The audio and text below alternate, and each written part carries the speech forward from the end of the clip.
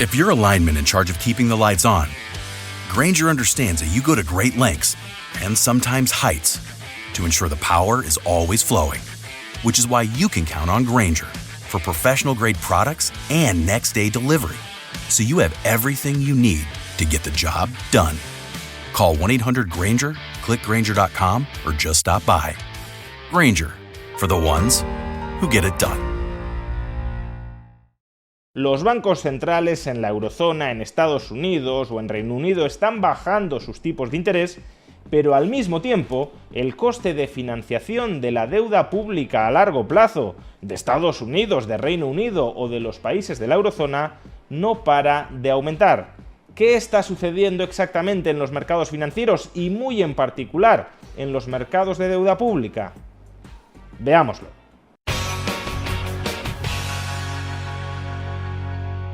A pesar de que la mayoría de bancos centrales occidentales o van a bajar tipos de interés, o ya los han bajado, o han mantenido sus tipos de interés bajos, lo cierto es que el tipo de interés de la deuda pública a largo plazo de prácticamente todos los estados occidentales no solo no se ha reducido, sino que ha seguido aumentando hasta alcanzar uno de los mayores niveles de los últimos lustros. Cojamos como primer ejemplo el caso de los Estados Unidos.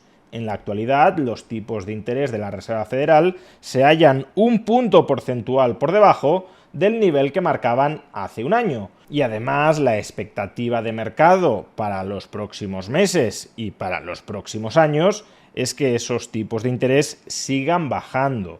¿Y qué ha sucedido con el tipo de interés de la deuda pública a 30 años del Tesoro estadounidense? Pues que no ha bajado nada, incluso si acaso ha subido.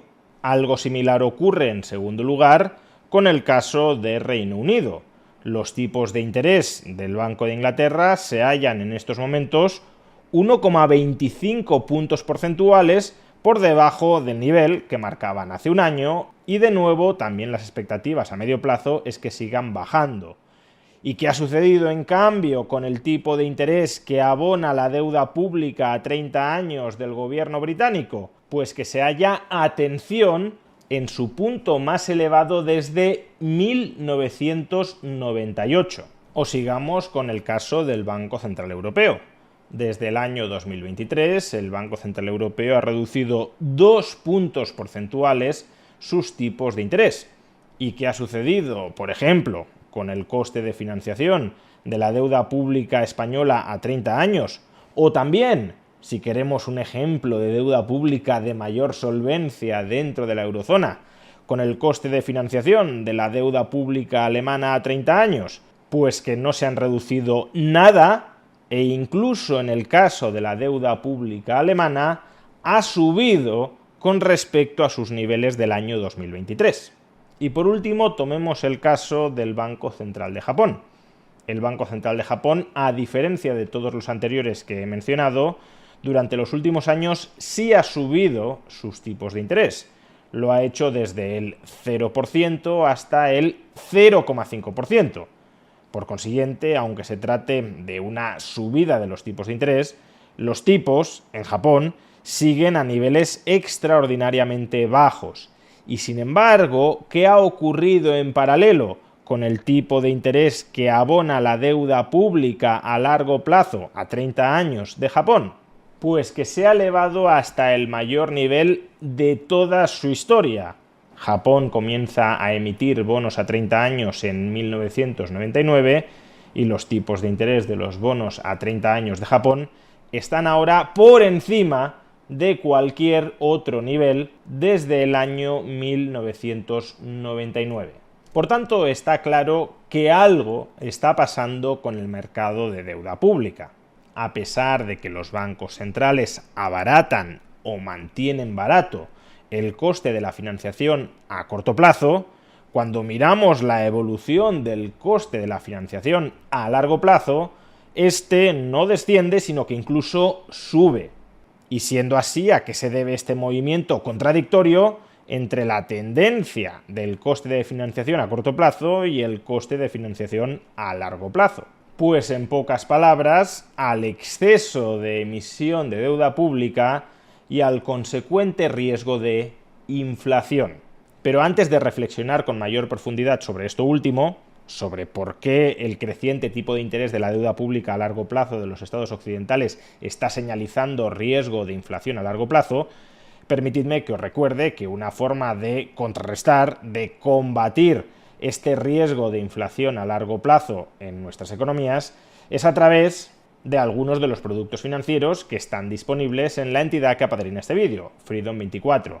En Freedom24, los inversores conservadores que quieran rentabilizar su liquidez para protegerla frente a la inflación, pero que al mismo tiempo no deseen asumir riesgos excesivos, tienen disponibles dos ETFs, dos fondos cotizados, que invierten en deuda pública a corto plazo, tanto en Europa como en Estados Unidos. Y justamente porque invierten en deuda pública y privada a corto plazo, ofrecen una rentabilidad periódica a un mínimo riesgo. El capital es en todo momento reembolsable y devenga diariamente tipos de interés entre el 3 y el 5%.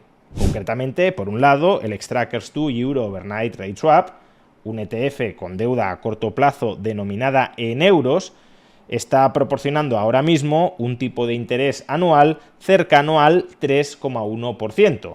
Y a su vez, el PIMCO US Dollar Short Maturity, un ETF que invierte en deuda a corto plazo en dólares, está proporcionando ahora mismo un tipo de interés anual cercano al 4,8%.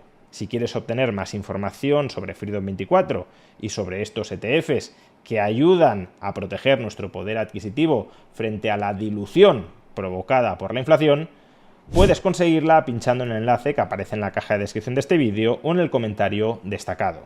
Pues bien, ¿por qué suben los tipos de interés de la deuda pública a largo plazo mientras los bancos centrales recortan sus tipos de interés a corto plazo? Pues porque la influencia de los tipos de interés a corto plazo de los bancos centrales sobre el tipo de interés de la deuda pública a largo plazo es mucho menor de lo que suele pensarse. El tipo de interés de la deuda pública a largo plazo depende, en esencia, de la oferta de deuda pública a largo plazo, es decir, de la emisión de nueva deuda y de la renovación de los vencimientos de deuda a largo plazo que haya en cada momento, y de la demanda privada de esa deuda pública a largo plazo.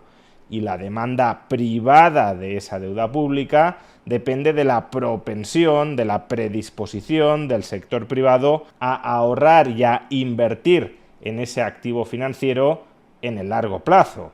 Es decir, de la predisposición del sector privado a diferir, a retrasar su consumo a largo plazo y a asumir los riesgos inherentes a esa inversión financiera. Y claro, la predisposición del sector privado a ahorrar, a diferir su consumo y a asumir riesgos no es ilimitada.